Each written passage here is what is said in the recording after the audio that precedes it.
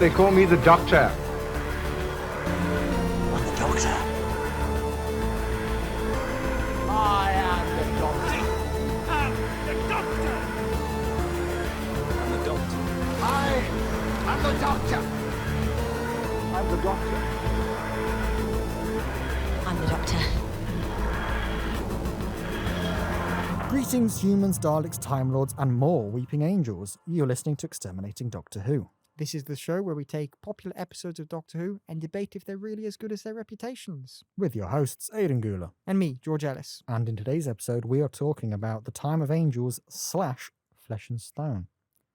Continuing on from last week, talking about Weeping Angels, we've now got more Weeping Angels, because I thought it'd be quite nice to do these two episodes in a row to really just see how we got from Weeping Angels and Blink to Weeping Angels. Yeah, here. when you mentioned it, I was like, that seems nice, just seeing the Angels again. That's nice.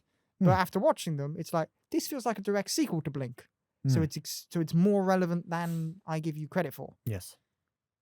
I think about the scheduling, don't I? Yes. I do actually put effort into it. I know, but it's I'm very proud of you with this one. Yes. No, it's an interesting one, because as I was watching it, I suddenly went, hold on, does this actually have a good reputation? But it does, because people do remember it as, oh, this is the Doctor fighting the Weeping Angels. It is regarded as, let's say part one especially, is regarded as a seriously good episode. But then if people think, oh, Time of Angels, Flesh and Stone, that's a bit meh, they're probably thinking of Flesh and Stone. It's being dragged down think. by the other one, yeah. Yes. Which is generally how I feel. I mean, I've said this to you, but my number one favourite 11th Doctor moment is in Time of Angels. Like every time I go, what do you love about the 11th Doctor? I point to that scene and go, this is what I love about the 11th Doctor. Flesh and Stone, I do think, then turns into, here's a PowerPoint presentation about what you're going to get about later your on. series arc. Yes. And it's suddenly going, yeah, all right. But no. I do, generally, if I had to say, do I enjoy it or do I not, as a two-parter, I do really enjoy it. Because I think the first one is so strong. It's so strong. Yes. Like, I will sit through the second part because I like the first one so much. This isn't like Stolen Earth and Journey's End two-parter, where one of them is a little bit stronger, but they're both quite strong. This is more like the first one is so strong that it can just lift it up, you know? But that comes from the fact, if you look at my notes here, that's like with the second part, you've got 1, 2, 3, 4, 5 positives, 1, 2, 3, 4 negatives, and 1 middling. That's for the second part. For the first part, 1, 2, 3, 4, 5, 6, 7, 8, 9, 10, 11, 12, 13, 14, 15 positives for the first part. I really liked it. Yeah. And that just shows you, you know? And kind of because I was eating cake while watching the second part. But no, it's all about so you're the on positives. a sugar rush. Yes. Sugar rush, and suddenly nothing makes sense anymore. And you go and hold on, sod you, I've got cake to eat. Yeah, exactly. Like it doesn't really matter No, anymore. but that is exactly, that just sums up how I feel about this. Yeah. So what of those positive points, is there anywhere specifically you want to hop in? I've suddenly gone very hot. I mean, I'm very impressed by how I wrote Time of Angels, because I wrote it with a plus as the T. Time of Angels. I didn't mean to, but I've noticed I've done that. That's great. No, a place I want to start, and I think it's a really good place to start. River Song. River Song, yes. She's back, baby. I believe the only time we previously talked about River Song was in Let's Kill Hitler, wasn't it? I don't think we've talked about her again, have we? Not properly. Not that I can think of. At the very least. And I remember saying in that episode again, I do like River. I am a fan of River. It's when she was originally in it, I think I really liked her. And then when she kind of kept appearing, I was going, right, I've had enough of you now. But in recent years, I've come around on her again. And I've recently, here we are, this is a common theme I say a lot, I've recently listened to her Big Finish. So I can say River has gone so far up in my estimations, it's quite unreal at the moment. I'm a big River high at the moment. So having her here and just being badass for 5 minutes, kind of being like kind of a bit James Bondy, really. I was kind of thinking, I'm really enjoying this. And this is a really cool way of going. It's only been it's been 2 years, but only one series since she was in Doctor Who. And then you get this big mystery, and you could have ended it at that, but obviously you can't in hindsight. You could have gone, oh, who is this? You'll find out. Well, you know, we'll find that kind of thing. You know, you get that with some mysteries. But here, you just get her going, River Song's back. And you go, wow, we're actually going to see more of her here. And you just get her being really cool. and you see her at a point with her relationship with the Doctor where they're so like, I know who you are, I know who you are. And it's kind of this like really flirtatious and bantery and just really cool. It's like but it was interesting because they knew who each other were, but one of them knows how the other dies, but doesn't really know them all that well personally. And Yeah. the other one knows the other one really personally, but doesn't really know where they're at. Yeah. You know? Yeah. It was nice. It Which was is really well done. That's what I love about it. I think that's just a strong part of like any of the entire River Doctor arc. Whenever they're with each other, like different, like just whatever time it is, whenever they're with each other, because it's always a different time, it never feels wrong. Like what I mean is you always feel like whenever they're saying like, I've only just met you yesterday or whatever time they're at, whenever they're meeting up, it always feels accurate. I think it's a testament to the writing and the acting because I'm not sitting there thinking, oh no, I feel like you know him too much here or whatever. It's always perfect. I think it's a really good idea that it's because I think probably because we know enough of both timelines that we can work out, oh, she is roughly about here in this. And we know, obviously we're following the Doctor timeline, so his timeline with River is very clear. But hers, if you said to me, write down River's timeline, I wouldn't be able to do it for you. But we know enough vaguely. Oh, she was there, then that, then this. And so we know at this point it's post-series 6. And you can tell by the Storm Cage and all that kind of thing. And you can tell by the book whether that is. You can see where she's at. Because they've said, haven't they, that the Doctor gave her a book with the exact amount of pages that she would need. Damn freaky that. Imagine.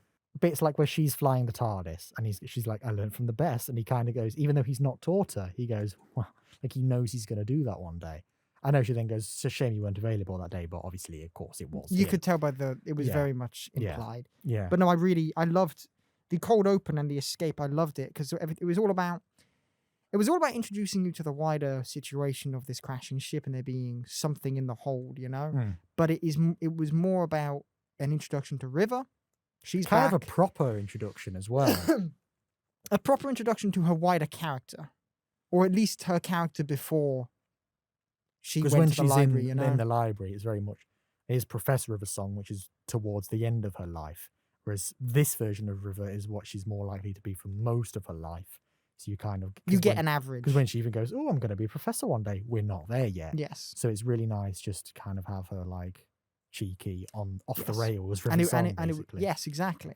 And it was really nice also seeing the Doctor who had come like basically from her death to this. It was nice seeing how he was around her because he was nice, but there was an element of worried or nervousness. Do you know what I mean? There was something there, and it was just really nice, just that introduction at the start, and also a bit of sassiness between the pair of them, which was wonderful. Especially my favorite moment from the cold open, which was the stabilizer, and when he's just like, well, that's boring. They're blue boring us. You know. But it was really nice.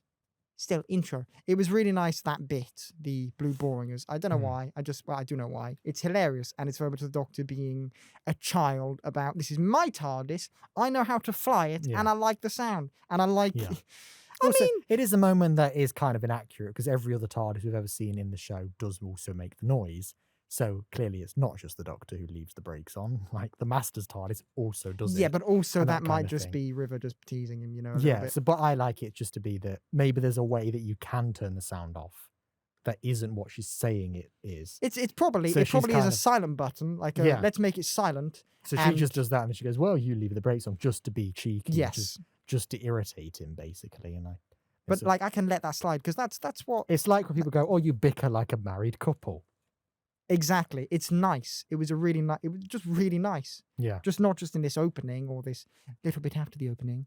It was their relationship throughout the whole episode, I think, was incredibly strong. And I loved the switch we got from River being the suave, Bond-esque spy criminal thing. Thief. I mean, there's like discoverer, spy. Like you really like even across a Big Finish, you kind of get James Bond, you get Indiana Jones. There's loads of things going on with. But you got that kind of thing at the start. Yeah. But then what I really liked is how we had that at the start, and that's kind of, as you said, average River. But then as soon as she kind of got into the military getup, and you saw her later on in Time of Angels, and then obviously in Flesh and Stone, I got a real sense of River from the library. Much That closer to the professor, exactly. version, yeah. You could see. Oh, I get that. Yeah, this is quite clearly like in the start. You get this is quite clearly River for the rest of her life. But then once you see her being more like the Professor River song, you're like, I see how she can become that. And it was incredibly well written. And I think that's really important for this kind of character because we're seeing her out of order. She's got to be accurate. And it was just really nice seeing that it could quite easily flow into another character, into a change in the character, you know? It's like when I mentioned Luke Skywalker, how you get a sudden change from him being this hopeful guy to just a depressed hermit. I needed to see that arc. And the fact I never did means I can never fully accept him being a hermit. But with River, I see every part of her arc beautifully. And that means I'm never at a point where I'm thinking this doesn't make sense. How did you get from that to that? Exactly. Because even if you think about, like I said, it's average River. Because if then you think, well, next time we see River is obviously in the finale, and that's more average River because she hasn't done this yet. She says to him, you're going to do the Pandorica next. We've not done the Pandorica, but she's already been there. She's already done that. And I love that kind of idea that you go, oh, we're back to this River. Oh, yeah, because she's not done the Angels yet. Well, we have. Well, I just love that kind of bouncing around kind of thing.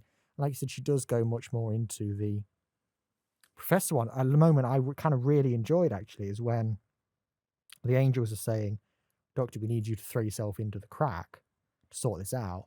And she's like going, I'm a time traveler as well. I've done all these things. Throw me in.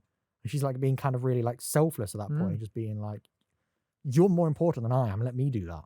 Reminds me of a certain thing she did later on. Yes. And it is kind of like, I really, really enjoy that moment, just how you've gone from really cheeky and fun, but then you kind of go, right, down to business now. Then by that point, it's going, right, this man is the most important thing.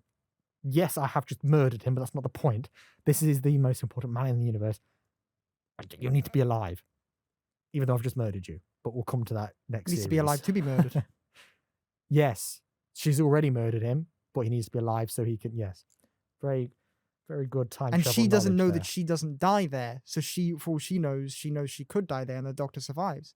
So it is genuinely, she was willing to sacrifice herself for that. Yeah, exactly. And the Doctor knows, obviously, and you don't die here, but it's still, I could, you know? It's all it's very, very strong, the both of them, you know, really. I would have loved to have seen Steven Moffat. He must have had like a whiteboard or something, or a notes board when he was planning it. Wow.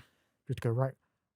So she's saying that, and that means like you just said there, like, yeah, she knows he can't die, but she could die. And he's going, I know you can't die, but I could die. It's that kind of thing. You must go, right, where are we now? That kind of thing. And I would have loved to have seen probably that kind of thing. Just all the little hints. Yeah, I just love River in this episode. Anything else to say? About River and the Doctor? No, I think I've covered that. Okay, cool. So I think next, really, do you want to talk Angels next, or the general plot, or where do you want to hop in? Well, if we're not hopping in, I'll do a bit which you'll probably cut out, and I'm going to say Murray Gold's music in this is really good, and I'm going to compare this quickly to the Series 13, which, oh my God, no, but one thing I noticed from watching Series 13 yesterday is... Listen to our Flux review. Oh, yes. Out now. Is that the music is a huge part of Doctor Who, and I notice this more and more the more I watch a Jodie Zero. You're missing something. Something's not there. And then when you go back to an episode like this and you hear, I should say, Murray Gold's music, and you're like, that's where it's at. And it's incredible throughout this entire episode. And there's a moment, which we'll discuss more in detail, where the music goes, it's the Doctor's theme, Matt's Doctor's theme, but it goes really tense. And it is brilliant using it in that moment. Because it's a moment where the Doctor is doing something really doctory. He's figuring something out. But by figuring this thing out, he's making the situation much worse. Yeah. So it's beautifully told by using that piece of music in that way, in that moment. Yeah. And Murray Gold, you're a saint. So that can lead us in. We shall talk about that moment in due course. As I think, let's just talk about the Angels, because it's next big theme after River. The Angles. Really. The Angles, yeah. I probably wrote that a few times, to be fair. Right there, for example. Aidan used to want to write, That ship sailed. It was just because you couldn't spell, really. Yeah. Yes. But last week we did the Blink. Last week we did Blink. We talked about the Angels there and all that kind of thing. So go, we're not going to repeat that. Go listen to it.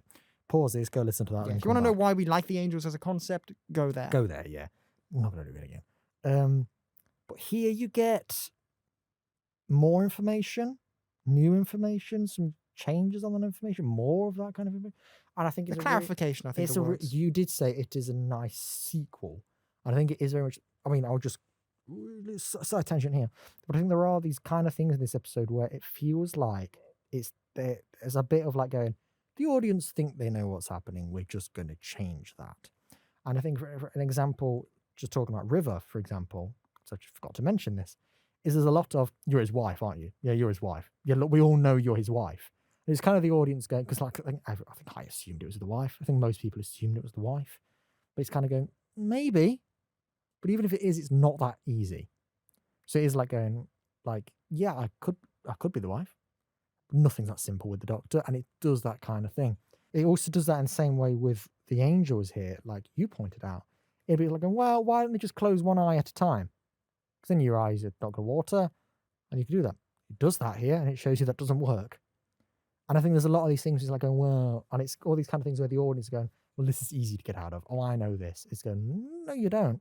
I'm guilty of that. I'm guilty of watching a TV show and being like, well, you know, if I were there, I'd clearly just run to the door, open it, do a little backflip. Yeah. And this shows you, if you did that, you still wouldn't get out of the situation. And it is one of my favorite moments, that the moment where Amy's trying to do one eye then the other, because it's like, this isn't really working because you can't really do it effectively and still see what the hell is going on. Try it. It does mess with you a wee bit. There's a moment where, especially if you're focusing on trying to get a door open, you're going, yeah, and right, you I need to focus on one thing. You're here. sweating. You're probably going to yourself because of an angel is about to snap your neck. So you're not having a great time. You just wouldn't be able to do it effectively. No. And it was really nice seeing that. And as you said, yeah, it's just kind of Steven just being like, you think you know how it is? Yeah, which I like. I like that kind of aspect, because I like that this gives you. Because what we were saying last week as well is that Blink gradually reveals the information about the Weeping Angels to you. It first shows you that they zap you back in time, and then it shows you that it's from blinking. And this kind of gives you even more. It goes, yeah, and even if you have a picture of an angel, it is an angel. And it's just still revealing more to you. And I like that, because it is just like, you could just go, the Weeping Angels are back. Exactly as we knew them last time. It's more of the same. This goes, yes, but there's something even more to them this time. Because then you go, oh, there's a new threat. Because we've said, when you start to see too much of the Weeping Angels or any monster, you get used to it, you get familiar, they don't become scary anymore. So if it was just the Weeping Angels back, they're exactly the same as we know them last time, you would be like, sure, I liked them last time, but by going, here's something else that's scary, you kind of go, oh, I didn't know, what else can they do? And there's this more of a, when they rip out the guy's spinal cord, what is it? Whatever it is that makes you talk. They rip that out of him. I think it wasn't a part of, I think it was a part of the brain, because it was it was something cord, but I can't remember what the cord was. I got cortex. Something cortex. Cortex, I don't know. As you can tell, science, we were very good at it. Well, yeah. Brain bit. Biology was not my strong Mushy suit. brain bit, make talk. That's what they got. Whatever it is, they rip out a bob. That's a new feature. Yes. Snapping necks, new feature. A feature which I prefer the time travel thing, but because I think it does make sense for the it context does of the make story, sense, but it makes sense, and it's arguably somewhat scarier because it means everything's very much like finite. Because with the Doctor, you send the Doctor back in time, he'll figure out a way to come back, as he did in Blink. Yep. So I agree with you there. Just there's something more about. I think it's something more unique about the angels sending you back in time rather than just being. Yeah, I think just because this story is doing something a bit different. Yeah. Because, like, if you think the three main appearances the Weeping Angels have in Doctor Who at this time before they then appear in Series 13 of, you go Blink, then you get this, then you get the Angels Take Manhattan. Blink and Angels Take Manhattan. Lots of zapping you back in time. This is the one in the middle where it's kind of going, they're not at full strength yet. They're just going to snap your neck because that's all they really need to do. They're not really bothered about killing you. Exactly. No, they're not bothered about sending you back in time. Not because it could be because they're not at full strength, but I think it's more because we're munching off this radiation. We don't really need to send you anywhere. Why don't we have some fun? Yeah. It's that, and they're not scavengers. They're an army. They're killers. Their mission is basically to get out of the ship. Basically, they're kind of thinking, oh, I can't be arsed with Because maybe they have to think about where they're sending people to. I think it So maybe probably. they're thinking, I don't have the effort right I now. mean, what takes more effort, doing your special skill, your secret talent, or just stabbing someone? Yeah. You know, Let's just kill that guy. Get over it. We just need to get over it. you've got to do your We tap need to dancing. get Aidan. from- we No, need to get listen, from- I'll just stab the We instructor. need to get from here to there. I can't be asked to sending Bob back in time. Just kill him. I need to chat to the doctor. Anyway, yeah. So I get it. It's fair enough. It's not even an. Was it a negative point? No, it was a middling. So yeah. A neutral point. Yes. Yes. But no, I think I think anything that holds the image of an angel itself becomes an angel. Nice in theory, because you get the idea that somebody could go, well, rather than blink, why don't you just film an angel? And then you can always look at it, that kind of. You could be in a different room, you can look at it. It kind of goes, but if you did do that, it wouldn't work anyway. I like that because it means the defense mechanism works on multiple layers. Yeah, and it also gets for the scene where it is. I do find it creepy when she looks at the 4-second recording and it does gradually turn its head. You are like going, whoa, that's not supposed to happen. It's. I like it because it's breaking the rules, as we've said. It's very much like recording. This recording's no, right. Hold on. This shouldn't. It's very much like no. You shouldn't be doing this. Yeah. Do you want to maybe slow down? Wait, just a second. Let me no wait. It is a very good scene actually, and with Amy very much, and I like how Amy doesn't clock onto it being something scary until about halfway through, because that's realistic, you know. Like this is weird, but you're just hold on, wait, no, what? Yeah, it's nice. It's a and really then I good like scene. that she even just thinks, pause it. Yeah. That'll, because there's a glitch where you don't see it. Pause on that, and then she goes, I like that. She kind of goes, that was good, that wasn't it? Like you can see she's proud of herself for thinking of that, and I like that it's a companion of doing something and being active in this situation. And I like, I do find Amy quite a meh companion, but I do think she has some really good. She gets sidelined a bit in the story, but I do think she has some good moments. I think she can be really strong next to Matt's doctor. I think they can be a great duo actually. As a duo, I think they can be great. But there are definitely some moments where the character takes a weird turn. Talk about them in a bit. The only bit with the angels, anything that holds the image that becomes an angel, I think doesn't really work, is when Amy basically starts turning into one, and there's one in her mind. And I think it's kind of this, it provides stakes. The countdown thing, I love the countdown scene where, she does, I'm five, fine. I love bits like that. I like the way she goes 7. She goes, I didn't say 7. River in the background just goes, Yes, yeah, you you did. I do really like that. Just quickly, I really like that bit more from it just being kind of the doctor figuring it out, but also very much the doctor and River are very much on the same page. And it's like, we're both onto this. What the Yeah, I do. I do enjoy that bit. But just the idea that, correct me if I'm wrong, but they don't really explain why specifically it's happening to Amy, do they? It's because she looked at one for too long. Looked it in the eyes. Remember they say don't look at one in the eyes? It's because she looked at one in the eyes, and then it's like it created it's like she... Some mumbo jumbo. But from you see, there's a point there when I was explaining it, and I was like, it does something, because I'm not actually sure what it does. Okay, sure. But I do kind of think, like, was Sally not looking at them in the eyes? Was Lawrence, whatever his name was, from Blink? But he's clearly looking at them in the eyes in that bit where he's going, Sally, I can't do this anymore. He's clearly looking at them in the eyes.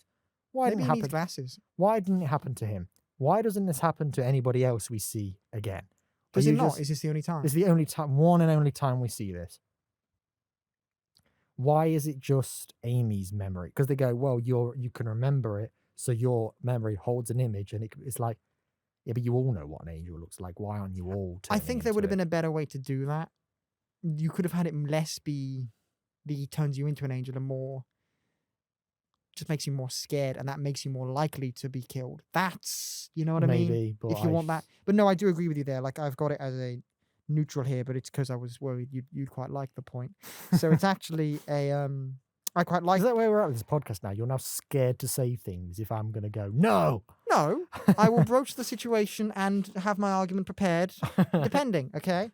No, I said here, I quite like the eye thing because... Right, I quite like the eye thing because it was quite nice having, as you said, the countdown, and it was really nice having kind of Amy by herself. And he created a lot of nice, really tense and kind of important moments for the second half, I think, or some of the stronger moments, like when she's alone in the forest. I do quite like that, and the separation of her and the Doctor. I like that. It creates a lot of nice moments. And when I the think. second Doctor appears as well, did you notice that? Yes, I don't know that I love that bit because it's very much like I love that because you had the first Doctor run off, and I'm like, he's not wearing his, like, you know me, I'm very perceptive with costumes. Yes. You see, I saw him run off, and the second one showed up. I was like, you've got your jacket on. You're not the same one. Oh my god, because I forgot because I have seen where this goes, but I forgot it, and I was like, oh hello, you're back. Oh, that's because of that, and it was really, really nice. I like it because if you look carefully, you will see that he's wearing his tweed jacket, but we're not going to draw too much attention to it. It's so subtle that I forgot it until you mentioned it. If you're now. not paying attention, you can even when you see the hands, his sleeves are rolled up and you don't see it. So it's not showing you that. It's only if you see the shoulder shot, you see that bit there is tweed.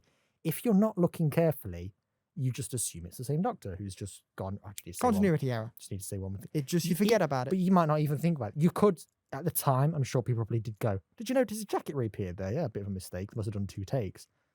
That's as far as we got. Some people could have gone. I didn't even notice that, and that's fine. But then when you get to this finale, you go, "Oh wait, that's why he had his jacket." And I kind of like that you've already introduced it, but not mentioned it. Steven's damn good at his timey-wimey stuff, isn't he? Yeah, but no, you can really imagine how much he thought this series out. Like maybe he regrets the job because of how like he probably had a whiteboard, but it's probably half whiteboard, half wallpaper. He's just done it everywhere. Ceiling, floor. Stephen, are you doing all right? I'm writing about the tweed jackets. No, Stephen got committed to a mental asylum. Yeah, he wrote many episodes of Doctor Who, but no,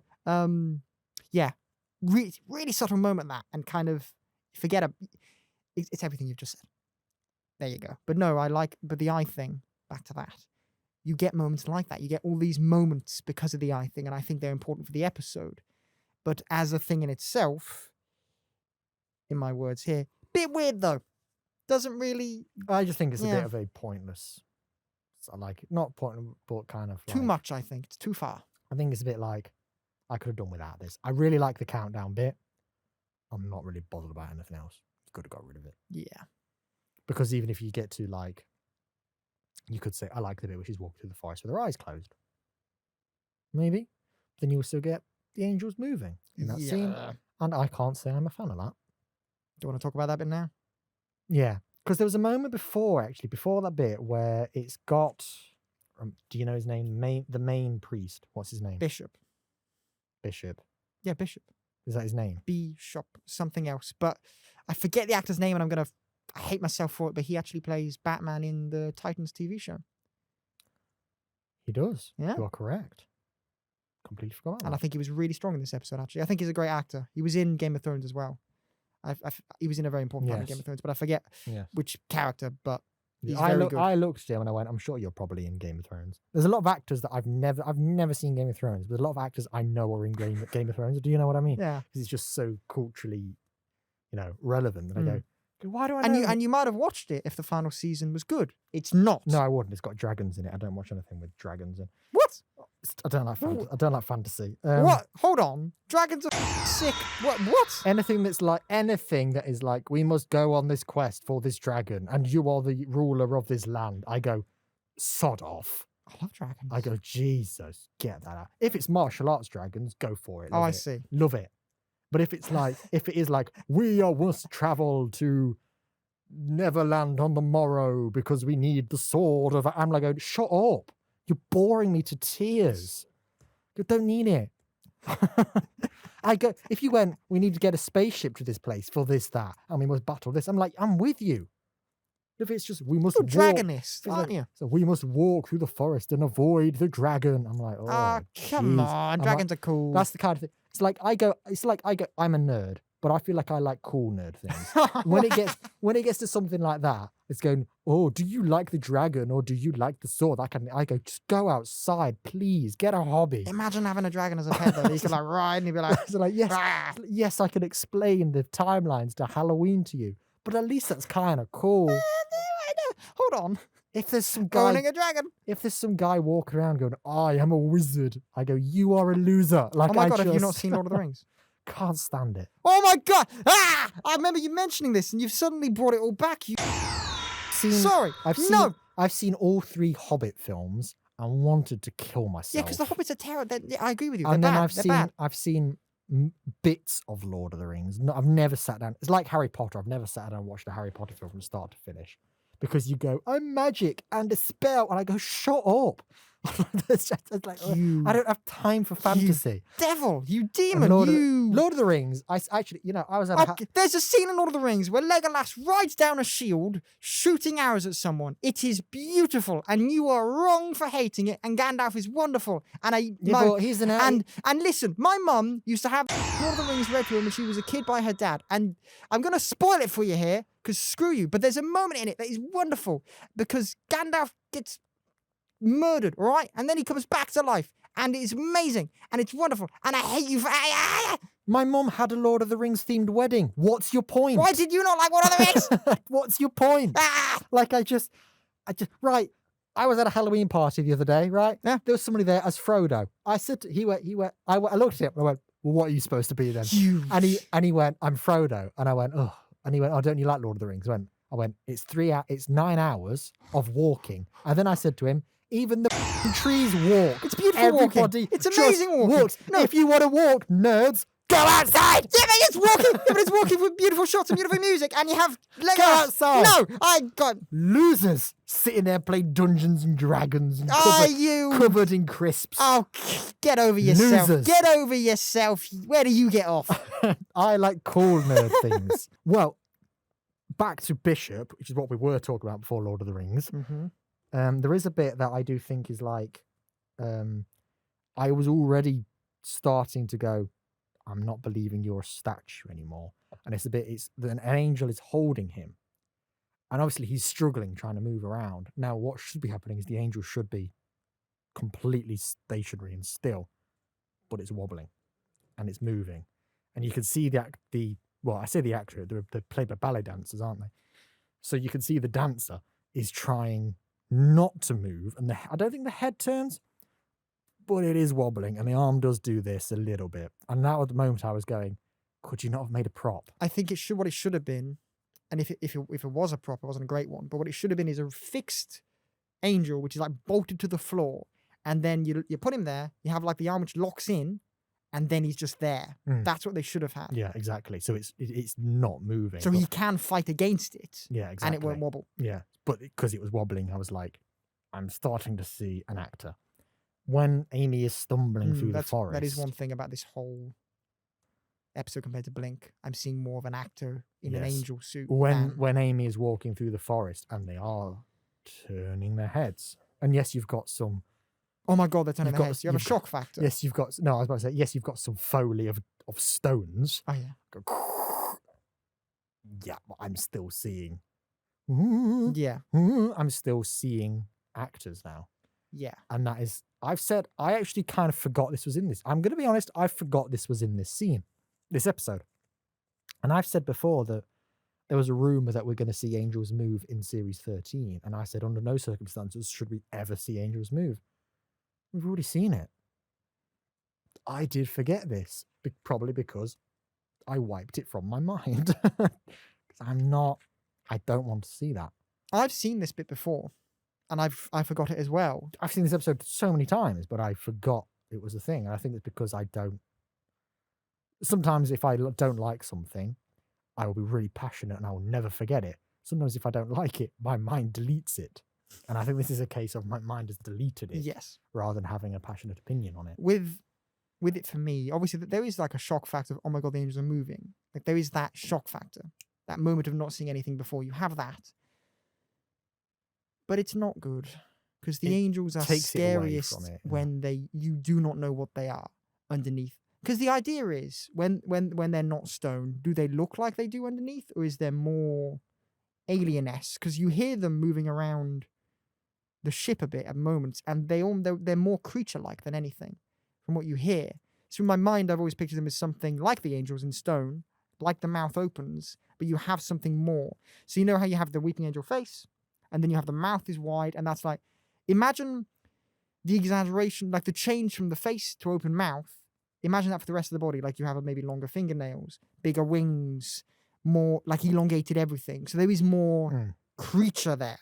That's the idea I get from the angels. I might be wrong, but that's what I get. Just your interpretation, isn't it? Exactly. That's the point. When they're not in stone form, obviously. But then seeing them move in stone form, to me, that's telling me that they always look like that. And I'm like, that's now not really doing much for me. I don't want to know that. I know they're half stone, but even so, are they putting themselves to stone? Because I always felt like it was a natural response rather than something they choose to do. You know? So it's kind of like, I know it's kind of like, I don't like it. I just baseline, I don't like it being a thing. It's bleh. I also think in that the forest scene, I do find them scary in Time of Angels. Yes, you did work this out, but let's just say this from a first-time viewer. When they're saying we're looking for an angel, I find that really scary because there's so many of these statues everywhere. You go, and it could literally be anywhere. It could be hiding between these. Yes, you do then work out they're all angels, but let's say first-time viewing when you're not working that out. Even though, it leaves you enough clues to work it out yourself, but then when they do go, they've not got two heads, you do go, wait, whoa.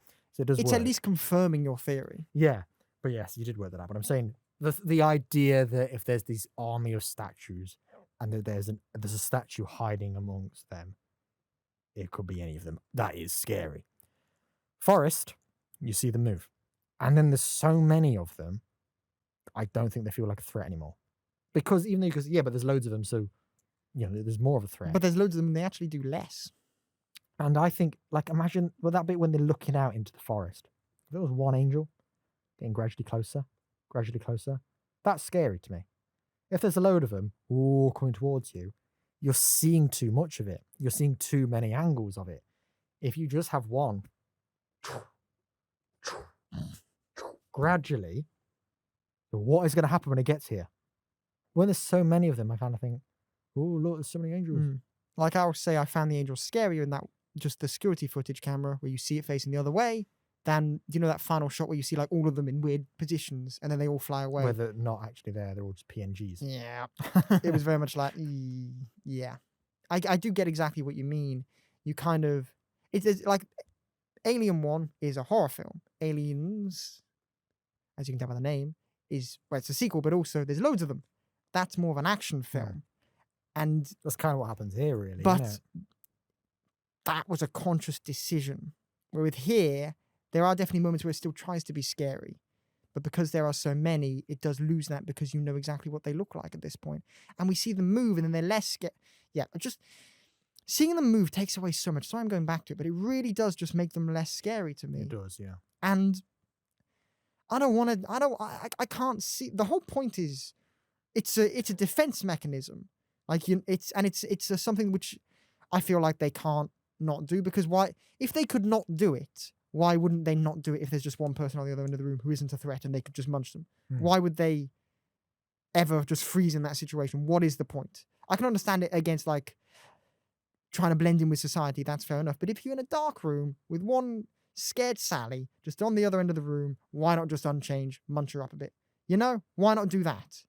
So by having this bit, where they choose to freeze because they think they can see them, where they think Amy can see them, that's just weird to me in that sense, because it's more of a evolutionary defense mechanism, and it's not a choice thing because it shouldn't be, because that took everything else. So that's a problem to me. But also the fact they move is a problem. That whole scene really annoys me. Same. I do like that, actually. We'll come on to this scene now. I do like that it is more, they're on the offensive. Blink is defensive. It's let's get away, let's get out of this situation. Like we said, they'd never actually defeat the monsters. It's just get away from the monsters. This one is like, right, let's go get them. It is more like, come on, let's actually have a battle with the angels now. Which does take us on to, like I said, my favourite moment of the 11th Doctor is in the Time of Angels, when he realises he's cornered by the angels, but he's still going to get to them some way and get, well, he does initially get away, but to get to them. And it's when he does the whole speech, when he says, if you want to, there's one thing you never put in a trap. If you want to see that tomorrow, all that blah, blah, blah, blah, blah, and, fires into the air. I just love that moment because he's just like, it's like a darker side to the Doctor, but it's like, yeah, you don't mess with me. It reminds me of, not the Time Lord Victorious section specifically, although that is one of my favorite. It's one of my favorite moments of Doctor Who because you see that side of the Doctor. I like, in every sense, in every example of Doctor Who, like any Doctor, I like seeing them do that kind of, I'm the Doctor, I save people, that moment. And this, I agree with you, is a wonderful Matt Smith moment because it is him being like, the one thing you've done wrong here is mess with me. Yeah. You could, like, basically, you could have killed all these people, but you decided to bring me along too. So whoopsie daisies, let's get out of here. I love it. It's great, you know? I googled the quote. Are you ready? This is my version of Matt Smith. Right. No, it's not. If we're David Tennant, the quote is, there's one thing you never put in a trap. If you're smart, if you value your continued existence, if you have any plans about seeing tomorrow, there's one thing you never put in a trap. And what would that be, sir? Me. Was he Batman at the end there? I did go a bit Bane and Batman, actually, didn't I? And what would that be, sir? Me. That was Alfred as Bane. No, it's a very, very good line. It is. I do love. A little bit arrogant, but it's great. That's the side of the 11th Doctor. I like the 11th Doctor when he's slightly dark. Let me Slightly turn over my page here. There's Where is it? I've got a good note here. in the bit. Can you not jabber while I'm trying to make a point? You're welcome. You completely derailed me there by you going. There's a moment in The Beast Below where basically the Doctor just snaps. And he goes, there's nothing that any human can say to me today. And he just proper shouts to them. And he snaps. You get a moment like that again later in The Flesh and Stone where River's saying, it can't be done, it can't be done. And the Doctor's like, don't tell me what can and can't be done. That side of the 11th Doctor, I love. I love that he is, like we kind of said about Jodie Whittaker in our Flux Part 1 review. When it's kind of like, I'm a bit more happier, I'm younger, I'm all this kind of thing. But then it's like, when it comes down to it, it's like, shut up because let me deal with this. And there's a darker side beneath. So when you get those moments I just mentioned, or the moment where he is actually saying, you know what, I've been quite friendly with you, but actually don't mess with me because I'm the Doctor. I really like that side of the 11th Doctor. It is that kind of, people say he's the old man in a young man's body. And it is kind of just like, right, I've been through a lot. I'm technically a grumpy old man now. Yes, I've got the body of a young man, but actually, look, I don't have time for this. Just get to the point. I agree with everything you've said there. And sorry about my gibbering because I was trying to find my note here where it says, I love it when Matt's Doctor gets angry. Yes. It's wonderful. It adds layers to the character like an onion.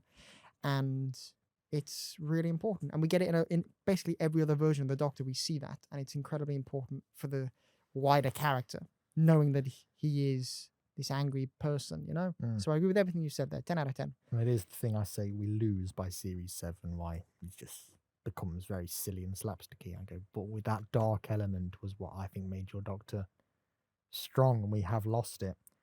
But let me look at what else I've got to say. Well, I'll talk about the crack. I think Flesh and Stone, because I do think I love all the angel build up.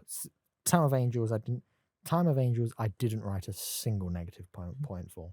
But it gets to Flesh and Stone, and I do think it is kind of like, I did write great inclusion of the crack when it first appears, because I like that it is going, this is something that is following. Hold on, what is that? Let's just have a moment to deal with it.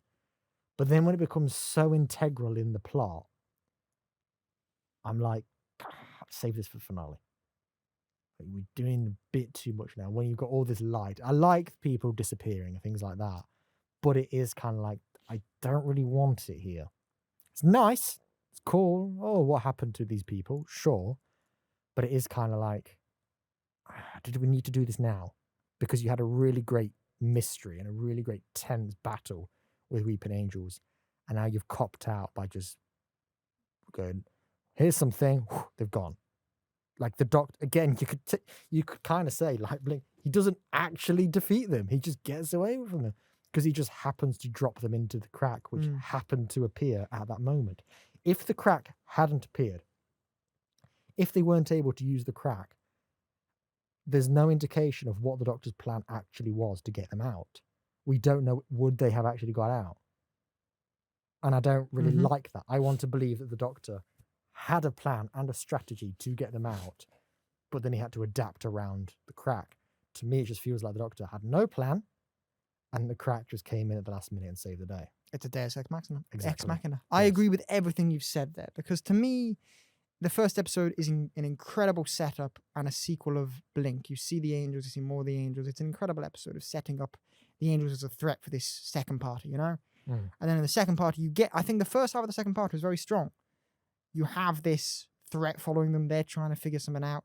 They're on the ship for some, they're in the ship to get away from the angels and they're trying to get through the ship. That's great.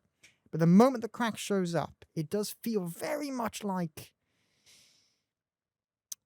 it feels ham-fisted. It feels forced into the story because we've got to tell you about the crack, or the crack's got to do something big. And it feels like a bit of a cop-out, frankly, because you have the angels versus the Doctor. How's he going to get out of this? And as you've said, he gets out of it by using an external force that he doesn't really even understand. So he wasn't responsible for bringing this external force. He was just there. He was like, peace, gonna use it. Great seeing the Doctor use his environment, but that's part of the environment that shouldn't have even been there in the first place. So I don't like it. And I just think it's I would have, as you said, prefer to see him tackle that. The angels that is as like he solves it. I want him to defeat the angels as the Doctor, you know, rather than something else. And it did feel like it was a, and I feel like it did more than just kind of take away the defeat. It also took away the angels' presence. The angels were a threat. They were a threat. Oh, they're running away. What's happening there? You know, it's suddenly the angels aren't the main threat anymore, and it feels, what was the point of that setup in the first episode? Then That's how I feel. The It's payoff is not worthy. The entire focus of the episode moves away from the angels and towards the crack, and I'm going. That's why I said that feels like the job of finale, and it's just basically, it's like them reminding you the crack is a thing, but it's like going, yeah, but the angels were the point of this episode. We were trying to get away all through part one. We're trying to get away from the angels, trying to find the angels, trying to defeat the angels. It gets to episode 2, and you go, right, angels have passed now. Now let's deal with the crack. And it's like, you're in the middle of an episode about the angels. We've not completed that story with the angels yet. So at least complete the story with the angels and then move on to the crack. Don't deal with the crack in the middle of the angels and then defeat the angels by just tipping the ship on its side and dropping them into it. It's like, no, you've really lost what was making this episode so effective by just trying to cram a bit of story and exposition into it. 10 out of 10. I agree with everything you've said there. It's exactly I've said the bit where River says, throw me in. I like. Yeah. But it is like, but we shouldn't be in this situation. In the first place. This shouldn't be happening. So I do think just the final thing, just before final verdict, is the elephant in the room. There's one scene that Moffat claims is his big regret on Doctor Who, and he wishes he hadn't have done it. Tell me all about this. But that's basically the end of it. Like, does he said why he doesn't like it? He might have done, but let's have a quick Google while I ramble. But I remember seeing something that said, like, do you have any regrets on Doctor Who? And he has said, this scene shouldn't have happened. There you go. Here's an article from the Radio Times. Professionals. I shall now go to an article from Digital Spy because the Radio Times didn't want to. Okay. When asked about what he would change if he could, Moffat said, I'd change all my mistakes, but that would be exhausting. He then added, there's one mistake that rankles me to this day because it's just wrong. There's a scene at the end of a season 5 episode called Flesh and Stone where Amy comes onto the Doctor, and it's a very good idea for a series. And it's a very good idea for a series because she's been through this traumatic experience and she doesn't quite know who or what the Doctor is or what his interest is in her. There's a brilliant scene to be written there, and I entirely avoided writing it. I played it for laughs, and it's so wrong. It doesn't make me laugh at all. I just feel uncomfortable. Moffat added that he was proud of not screwing up. Oh, that's a different thing. That's about the Day of the Doctor. So basically he's saying that what he was trying to get at is that she's been through trauma in Flesh and Stone. She's disoriented and doesn't know what to do. But by doing that with coming onto the Doctor, it feels icky. Mm-hmm. It is very. And it feels quite icky. I just it feels icky. But then you've got the Doctor clearly saying no, and she's That's what I'm saying. forcing. You know, that's what I mean by it being icky. I mean that's like there are some serious consent questions going on here. The only bit that I think is funny is the bit where she is lying on the bed and he goes, Amy Pond, I need to sort you out. And she goes, that's what I've been saying. That's the only bit that I go, okay, that's quite funny. But the whole scene, I go, I think it's out of character for Amy because she is very dedicated and very loving towards Rory throughout all of her run. I know they do get divorced at one point, but that's not the as point. you do. They get divorced, but then they get back together because they know that they have to be together because they love each other so much. So her just switching to the Doctor on her wedding night, I'm like, that's wrong. Amy wouldn't do that. So that's one thing. It's icky for consent reasons. It's wrong because, as Moffat said, the entire meaning of that scene was lost. Wasn't even there in the first place. That's what he says, doesn't he? He says, there's a brilliant scene to be written there, and I avoided writing it because he's obviously thought about it since, gone, why didn't I play it like that? It's played for laughs. It isn't funny. And it's just that era, the Doctor falling in love with a companion is a Russell T Davies thing. Yes, I'm not a fan of it, but it's a thing that's in that era. And done, to me, well, so it's, you know. To me, not well, and that's why I don't like it. But to be fair, I do like when he does go, I'm 907. This isn't going to work. You die. I go, yes, exactly. Why didn't you say that to Rose? Come on. So I do like when he mentions that, to be fair. What was I saying? Yeah, but the whole love thing between the Doctor and the companion isn't really ever part of the Moffat era. Yes, people are going to call me out and say, well, he clearly fancied Clara. And I could say there are things that indicate towards that, but I don't ever feel, but it's never treated like he actually wants a relationship with her. Yes, he does the, or you're squeezed into a dress too tight. Yes, he does the, I'm pretending to be your boyfriend kind of thing. But to me, it never feels like with Rose, there is the will they, won't they thing. With Matt, with like the 11th Doctor and Clara, it always feels like they won't. Do you know what I mean? And with that's the only time we've ever done that between the Doctor and the companion in the Moffat era. Like this series never touches on it again. But we have this one moment where suddenly we've made that a focus, and it's like, are you just doing this because it was popular in the last era? And people like the companion Doctor? Well, I say popular. Popular with some parts of the fan base in the last era? Or what? Are you doing it because the last era was popular and that was something it did? Maybe that's a better way of phrasing it. I don't know, but I don't like it. I mean, even if they are trying to emulate the way it was done in the Russell T Davies era, it's not doing that because you're getting something which is Amy forcing herself on the Doctor clearly saying no. So you're not emulating anything good.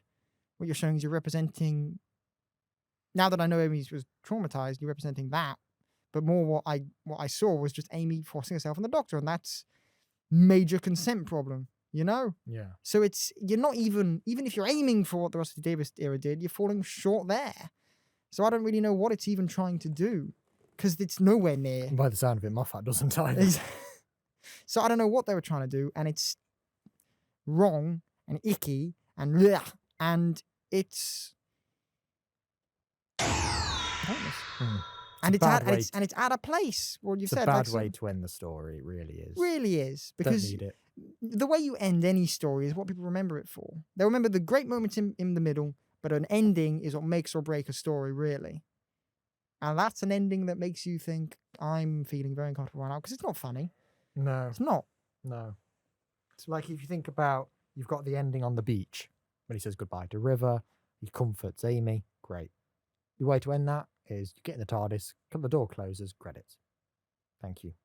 That extra 5 minutes, or however long that scene is, or probably not even that, 3 minutes, like, you tainted this a bit now. And it is the kind of thing where I go, I love the Time of Angels. I do. Flesh and Stone, I've already got problems with it, and you've added this extra bit where I go, I really don't like that. Yeah. Like, I really don't like that. Yeah. It's just So, Yeah. final verdict. Ooh. Final verdict. I'm Right. not going to ask, is it as good as its reputation? Because I think its reputation is a bit hard to gauge. And muddled and kind of. But I'm just going to say, is it a good episode? Yeah. For series 2, where we say these are good episodes. Yes. Do you think it fits into our roster of good episodes? I'll give you 3 ratings. I'll give you them separately and then as a whole. Time of Angels. You know I rate things very harshly. I don't give much 10 out of 10, but I think Time of Angels is incredible. I think it is really strong. Yeah. Like really strong. And I can't remember what I rated stuff in the past, but I believe you gave Midnight a 10. Have you given anything else a 10? don't think so. So what Not I'm that leaning I'm towards is aware I'm of. going to say this is Time of Angels 9. It's really strong. I'm thinking 9 as well. I'm with really you. strong. Then Flesh and Stone. So if I'm giving, I'm just gauging it to what I gave Jodie's. I gave Jodie's a 5. So Flesh and Stone, pushing out a 7 for me. Really? Maybe a 6. I'm thinking. I was thinking 5. Really? No, that was the number that naturally came to me. Yeah. Went 5. And I thought, but that's really, for me, that's really low because I'm much more generous with my. I think I'm getting more generous with my ratings as time's progressing. I think you're getting more. Do you know what I've noticed on this podcast is you used to start as the cynical one, and I used to be the positive one. Mhm. Now it seems to be switching, like very gradually. But I'm getting so much more critical with things I watch now, and now I've got the reputation of that I don't like anything. People are saying to me, "Oh, you don't like anything," and I go, "Wait, no, I do. I love things unconditionally. That was always my thing. Why am I now the negative guy?" So I don't know what's happening. We're swapping personalities. I don't. It's a bit fly. It might isn't be it? with the series because the first series was negative stuff, and I'm very much kind of like this needs to be done better. But now we're on here, I'm like, Good. good time. Yeah, but yeah, the number that came naturally was 5, but to me that feels really low compared to my usual ratings. The only reason is because there are. What is a standout moment from Flesh and Stone? I think I'm giving it a 6 because it's a sequel to because it's a part 2 of the first part. No, you're right. 5. 5. Because I think there's the river moment, but it's small. Mm. It's a line, and then there's the line where the Doctor says, "Oh, that's like a fairy tale." It's a line. There is just these 1 or 2 lines where I go, "I like that." The only reason I can get it up to 5 is the only reason I can get it up is because I love Time of Angels so much. So that sets up a very strong story. So at least we're seeing more of that story. But we do lose that story and replace it with a less interesting one. And then we end it in a kind of a bad way. So I Yeah. do think I'm going to say 5, even though that is really Yeah, low. I'm gonna say that 5 is as well low now. for me. But 5 seems too low, but 6 seems too high. I'm giving it a 5 because of what you've said. You've kind of you've shown me that you were giving it too much, George, because it's a continuation of the last one. But that So- already gives it 5 points. You know what I mean? Yeah. So it's like, 5 out of 10. so what's that average to? 7 out of 10. 7 then, out of doesn't 10. it? 7 out. So the 2 part. I think I'm quite satisfied. I'm with that. content with that. Yeah, I think that's everything. What's next, Aidan? That's the thing. I can't remember what we're doing next week. What the- The flux? I'm pretty sure. I'm going to say it because I'm pretty sure it is. And if it's not, I'm just going to have to move the schedule around because I'm going to promise it now. But next week, we are doing Dalek. Hey. The first Chris Eccleston one we've done Mm-hmm. in some time. It's because Eccleston's ones are usually good. Yeah. We only did 1 in series 1, didn't we? Long game. Do you know what it was? It was long game. It was episode, because I did it. It's episode 9. That's a really long time ago. It's now, next week is going to be episode 32. Been a long time since we've done the episode. 9th Doctor. Yeah. So next week, going to be Dalek now, whether I like it or not, Yeah. because I've promised it. I'll go back, look at the schedule and go, that's not right. But yeah, so join us then, and goodbye. Yes. Thank you very much for listening, everyone.